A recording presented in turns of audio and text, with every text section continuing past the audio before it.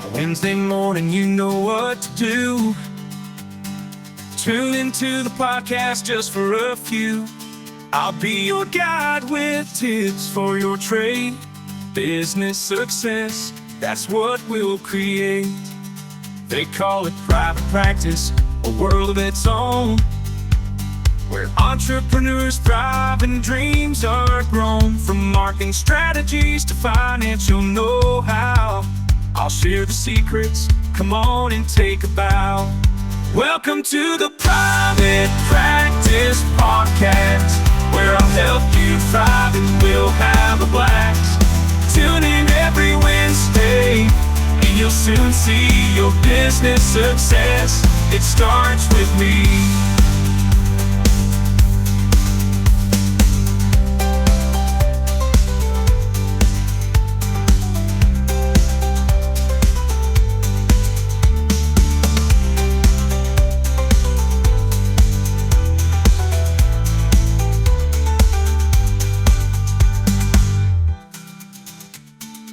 Welcome to the Wednesday episode.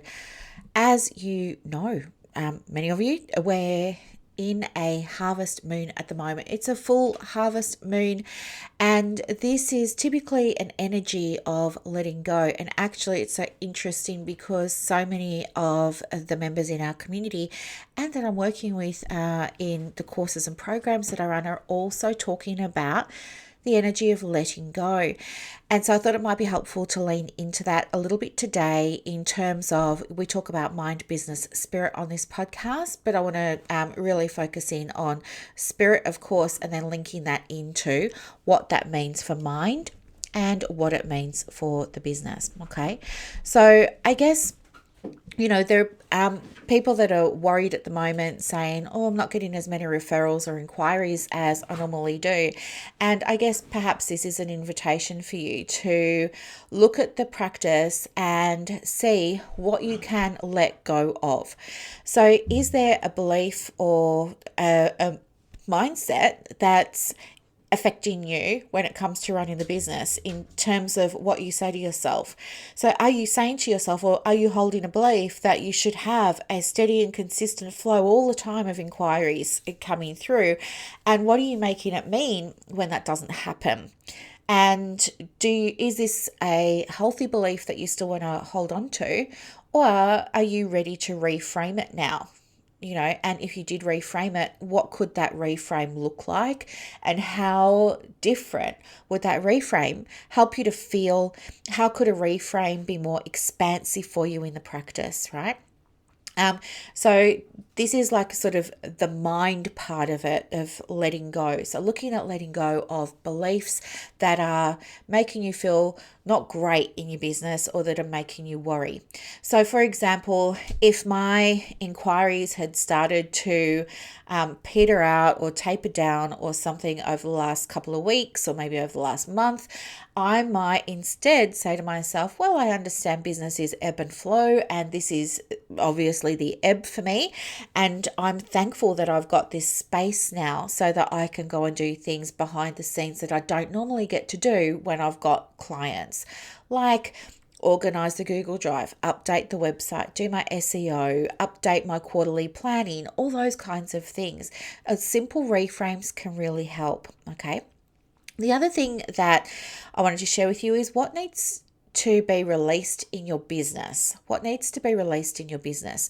Now, is there a cancellation policy that's not working for you? And does that need to be released now so that you can introduce a different cancellation policy that will actually support you in your feminine energy so that you can show up in the way that you want, really work with the clients in a way that feels safe for you? Okay, that's just one example.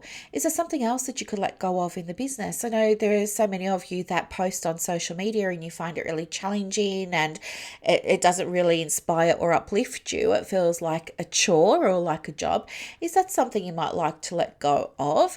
And instead, do you want to maybe shift your focus back onto your website and really making sure that that's optimized? If that website isn't bringing you inquiries, it's not optimized.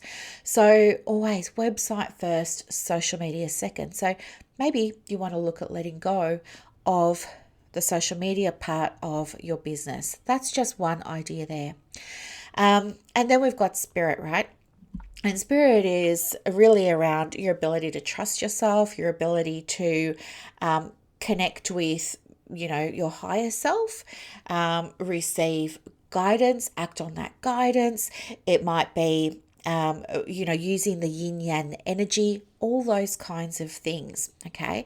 And you might think about things that you're experiencing in the business and consider what you want to release when it comes to the spirit side of things.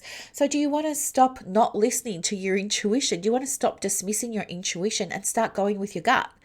Because I bet you can think of a time when your gut told you something about maybe a client or maybe about an invoice or something like that, and you dismissed it and then things went pear-shaped. So do you want to start maybe leaning more into using intuitive decision-making processes with your business, for example? So that's just an idea. But I could give you some examples of things that I'm helping other clients with at the moment in terms of letting go. And, we use the it's not a prefix or a precursor. It's like like a mantra. And it says, I'm no longer available for this. Okay. And these are some of the things that some of my clients have decided that they're no longer available for in their private practices. So I'll share them with you for inspiration.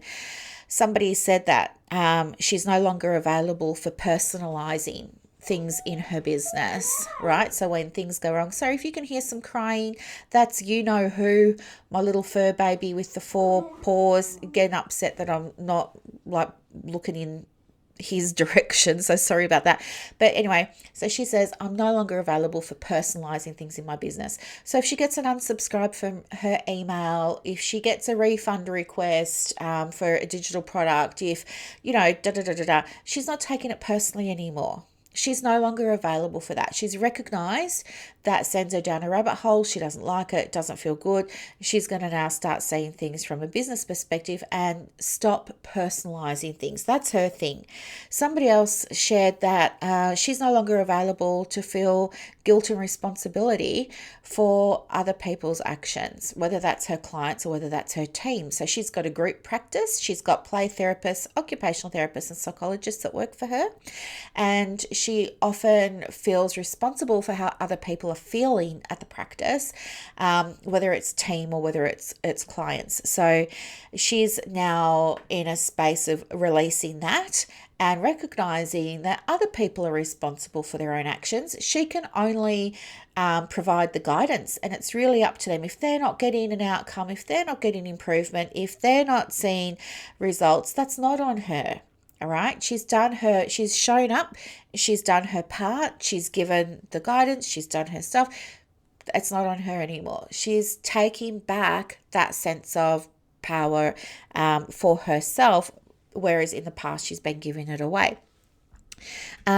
Somebody else shared with me yesterday that she's no longer available for feeling like she's not enough. She's no longer available to feel like she's not good enough because she's only got a diploma, for example. She's done with feeling not good enough about that. She's that's no longer a thing anymore. It's just done.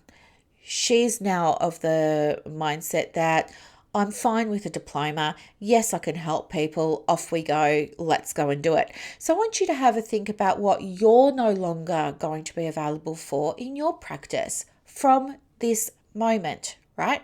From this moment, what are you no longer available for? Are you no longer available for, I don't know, clients who ghost you? Are you no longer available for late payments? Are you no longer available for boundaries that you never enforce, right? Because it's not really a boundary if you don't enforce it. Are you no longer available for all these kinds of things? So think about that. And that's really what I want you to spend some time on today. If you have a lunch break, which hopefully you do, hopefully you'll get a chance to maybe step outside or perhaps even just sit down.